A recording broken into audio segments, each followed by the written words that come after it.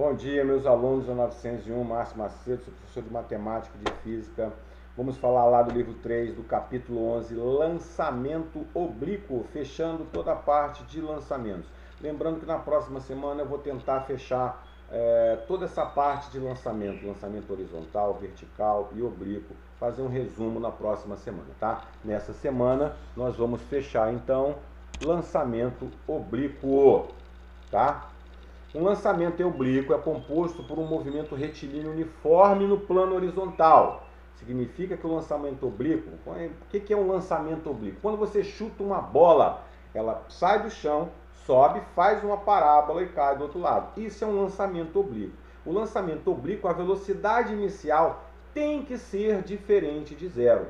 Então ele vai ter dois tipos de movimento. O movimento horizontal, que é o movimento de aonde a bola vai cair, ou de onde o objeto irá cair quando eu lanço uma bola, por exemplo.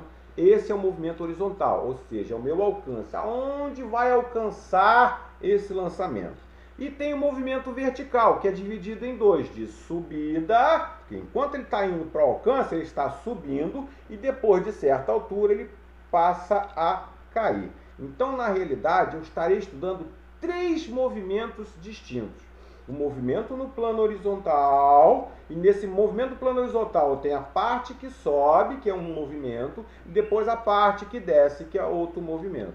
Esses três movimentos serão: no horizontal, eu não tenho aceleração, se eu não tenho é um movimento uniforme, ou seja, a velocidade é constante. Enquanto ele sobe, esse cara será um movimento uniformemente variado. Ele tem velocidade inicial, é o lançamento vertical para cima, que nós vimos na semana passada.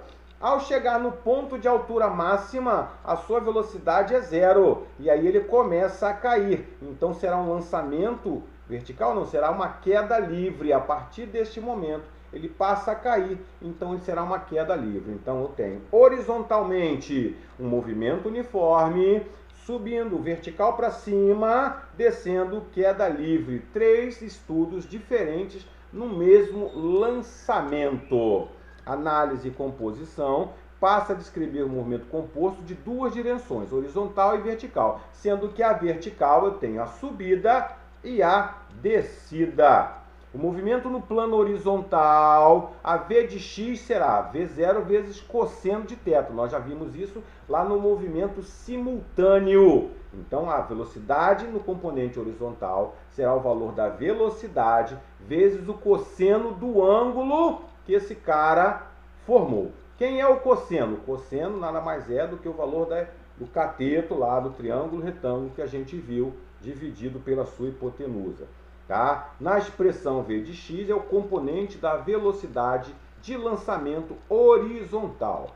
Tá ok? O deslocamento horizontal, ou seja, chamado de alcance, é determinado pela equação aquela S igual a S0 mais VT. Então, x será x0 mais V de xt. Sendo que, normalmente, o x de 0 será 0, já que eu estou lançando o cara a partir do ponto zero, teoricamente. Então, o alcance nada mais é do que a velocidade do componente horizontal V de x vezes o tempo. Então, ó, se eu considero o espaço inicial zero, tá? E S igual a x. Então, ó, esse cara, quando é lançado a componente, veja que só estou analisando a componente horizontal. O alcance será V de x vezes o tempo que esse cara levou para cair.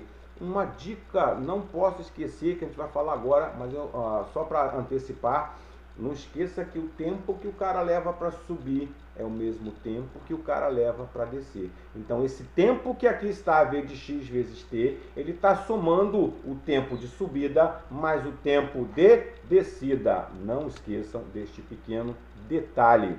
O movimento no plano vertical, a V de y será a velocidade inicial vezes o seno de θ, que a gente também já viu. A função horária, V de y será igual a V0y mais gt. Lembrando que se eu estou subindo, a gravidade é negativa, então vai ficar menos gt. A função horária do espaço será vt mais gt, g sobre 2t ao quadrado, é aquela parte de S é igual a S0 mais V0t mais meio de AT ao quadrado. Lembrando que a aceleração agora é substituído pela gravidade. E a equação de Torricelli será V ao quadrado igual a V0 ao quadrado mais 2A delta S. Vai ficar V de x ao V de y ao quadrado será V0 de y ao quadrado mais 2G delta H.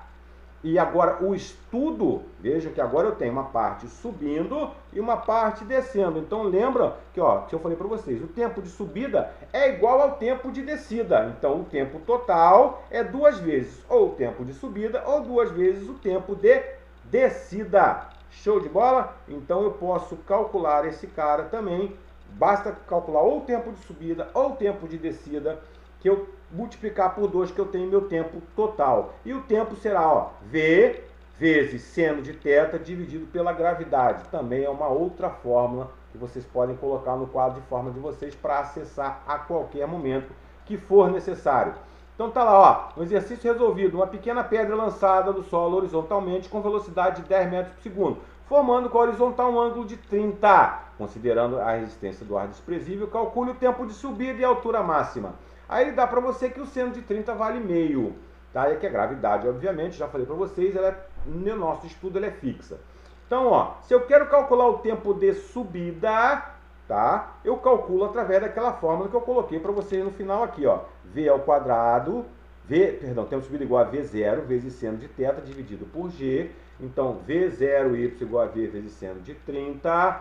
Então, vou calcular 10 vezes 0,5, que vai dar 5. Calculo, substituo esse cara lá no V de y e calculo a velocidade inicial desse cara como 5 metros por segundo ao quadrado. Se esse cara vale 5 metros por segundo ao quadrado, substituindo lá no cálculo de V igual a V0y mais GT, sendo que o final, lembra que eu falei para vocês, quando esse cara termina de subir, a minha velocidade final é 0? Então, V de y vai ser 0.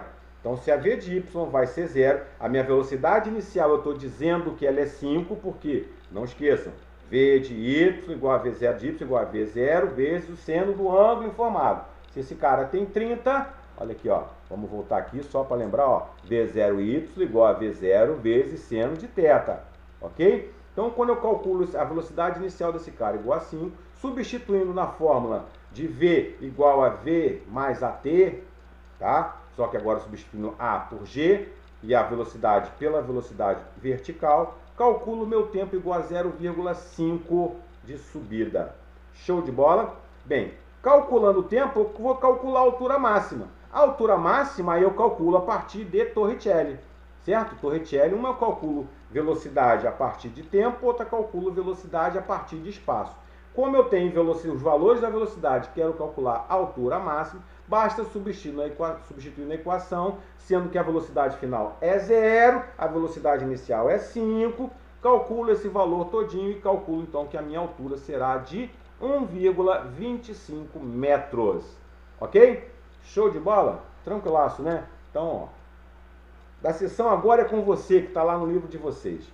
Sobre um lançamento oblíquo, são feitas algumas afirmações. Vamos colocar verdadeiro ou falso. A primeira afirmação: a velocidade de um objeto lançado obliquamente pode ser decomposta em duas velocidades, uma horizontal e a outra vertical. Teoricamente estaria certo, só que ele diz que a horizontal é movimento uniformemente variado e a vertical é movimento uniforme. Então está ao contrário, é falsa porque a velocidade na horizontal é um movimento uniforme e na vertical é um movimento uniformemente variado. Por isso é falso, está invertida a afirmação dele. A segunda, a velocidade da direção horizontal do eixo x é uniforme, pois não está submetida a nenhuma aceleração. Essa é correta. O movimento uniforme não tem aceleração. Na altura máxima alcançada pelo objeto, a velocidade vertical é igual a 0. Nós acabamos de fazer um resultado possível. Quando esse cara atinge a altura máxima, a sua velocidade é 0, restando apenas a velocidade que faz deslocá-lo, ou seja, na horizontal, já que essa é constante. Constante é ter o mesmo valor o tempo todo. Ela não muda, certo? Na letra D, na altura máxima, o modo da aceleração é igual a 0. Esse cara é falso, por quê? Gente, bota uma observação nisso, porque é um erro muito comum quando você fala que a velocidade é 0, então a aceleração é 0. Não, a aceleração da gravidade nunca vai deixar de existir aqui na Terra. Então ela nunca será igual a zero. A questão do movimento vertical sempre terá aceleração da gravidade. Por isso ela é falsa, tá ok?